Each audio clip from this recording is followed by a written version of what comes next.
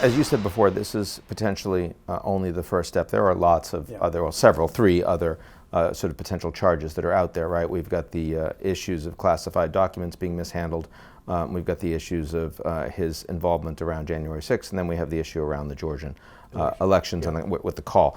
If you had to talk about those three, rank them, prioritize them in terms of severity, which you think mattered the most, could you do that for me quickly? There's a disconnect a little bit between the likelihood of a case being brought and the seriousness of the conduct being investigated. The most serious conduct being investigated, I think, without question, is the January 6th matter. It goes to the heart of the peaceful transfer of power. It has as its essence anti-democratic forces, authoritarian and propagandistic, the big lie origins. That's what was driving it. I think it shook the Capitol to its foundation. And a lot of people that ended up going to jail as a consequence of that. People died. People died. Like that's a big deal. That's something that's never happened in our country before.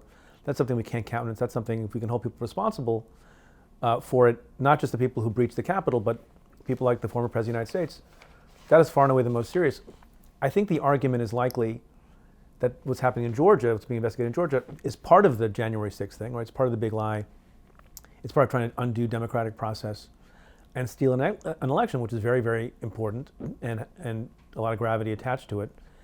The reason I'm hesitating is on the classified documents, I don't think that he's going to be charged with mishandling of classified documents. It's a tough charge to bring. A lot of other people do it. Well, it depends on what level of intent.